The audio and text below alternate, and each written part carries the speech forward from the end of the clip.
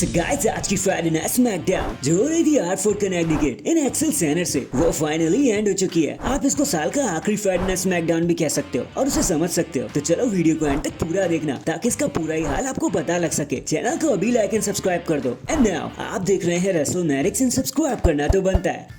तो देखो शो की धमाकेदार स्टार्टिंग होती है द न्यू वाली ब्लड लाइन से, जहाँ सोलो सिकोवा रोमन के चैलेंज को एड्रेस करते हुए कहते हैं, वो माइक उठाते हैं और कहते हैं कि भाई रोमन तुम्हें लड़ना ही है ना, एक 1-on-1 मैच ही चाहिए ना तुम्हें, एक 1-on-1 मैच ही चाहिए ना तुम्हें। तो चलो फाइन, मैं तैयार हूँ, इसको भी करके देख लेते हैं। अपनी ब्लड लाइन भी लेकर नहीं आऊंगा मैं, ताकि जनवरी 6, 2025 को जब रॉ नेटफ्लिक्स पर जाएगा तो हमारे पास एक क्लियर आंसर मिल सके। तुम्हें ऐसा ना लगे कि भाई मैं चीटिंग से जीत गया या वैसा ही कुछ, और तब तुम्हारे पास कोई भी एक्सक्यूज नहीं होगा but to acknowledge me. But तभी वहाँ पर ड्रू मैकिंटायर आ जाते हैं। सोलो कहते हैं, लास्ट वीक जिस तरीके से तूने जिमी यूसो को मार के भगाया भाई, उसके लिए मुझे बहुत अच्छा लगा, मैं तुम पर क्रेडिट दे सकता हूँ। लेकिन जिसके बाद ड्रू कहते हैं कि सोलो मुझे तो आकर तुम्हें मारना चाहिए क्योंकि तुम्हारी वजह से आज मैं चैंपियन नहीं बन पाया। बट कोई नहीं, तुम रोमन को बर्बाद करके मेरे दिल खुश कर सकते हो भाई, इसको बर्बाद कर देना तुम। जिसके बाद जिमी यूसो वहाँ पर आ जाते हैं और वो ड्रू मैकिंटायर पर अटैक करने लगते हैं, उनको खदेड़ने में कामयाब हो सकते हैं। लेकिन तभी Andrade, LA Knight and Apollo Crews भी चीजों में ऐड होने की कोशिश करते हैं और ब्लड लाइन पर अटैक करने लगते हैं। जिसके बाद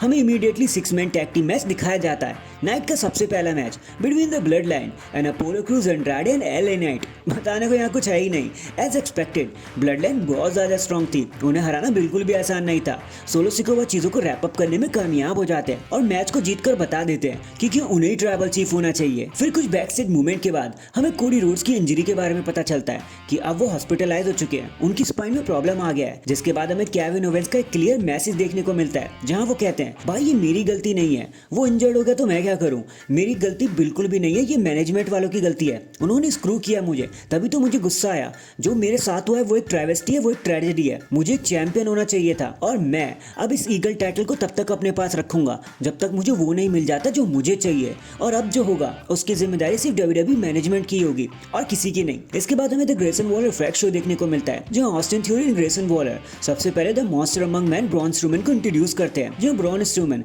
बड़े ही मजे से सेंटा क्लॉज की ड्रेस में वहां पे आकर सबको सरप्राइजेस बांटते हैं। जब ग्रेसन वॉलर कहते हैं कि भाई ब्रॉन एक बात सुन, तू हमें ज्वाइन क्यों नहीं कर लेता, हम तीनों एक साथ आ जाते हैं, तेरे पास ताकत है और हमारे पास दिमाग, तो बताओ तुम क्या बोलते हो। ब्रॉन को इतना सुनते ही गुस्सा आ जाता है, लेकिन तभी कार्मेलो हेज इन चीज में ऐड होने की कोशिश करते हैं और कहते हैं, लास्ट वीक मैं तैयार नहीं था लेकिन एक रीमैच के बारे में आपका क्या कहना है। जिसके बाद ब्रॉन सारी डेकोरेशन को वहीं उखाड़ के फेंक देते हैं और हमें ब्रॉन एंड कार्मेलो के बीच में एक सिंगल्स मैच देखने को मिलता है जहां पता नहीं क्यों डब्ल्यूडब्ल्यूई ने एक बार फिर से पुअर डिसीजन ले लिया, सब कुछ रून करके रख दिया and Carmelo by count out इस मैच को जीत जाते हैं, जो काफी अगली था। पता नहीं डब्ल्यूडब्ल्यूई इन चीज को लेकर प्रूव ही क्या करना चाहती है, पता नहीं डब्ल्यूडब्ल्यूई इन चीजों को लेकर प्रूव ही क्या करना चाहती है, भाई समझ ही नहीं आता। बाकी कोई तो यार पहले इस कार्मेलो को यहाँ से भगाओ भाई, ये बहुत इरिटेट करता है बंदा। जिसके बाद हमें देखने को मिलता है कि ब्रॉन स्ट्रोमैन पूरे ही अरीना में कार्मेलो को चेस करते रहते हैं कि भाई आज तू मेरे हाथ मत लग जाइयो। नेक्स्ट हमें एलेक्स शैली वर्सेस जॉनी गार्गानो के बीच में एक सिंगल्स मैच देखने को मिलता है जहां बताने के लिए लिटरली कुछ खास नहीं है। एक रोल अप पिनफॉल की मदद से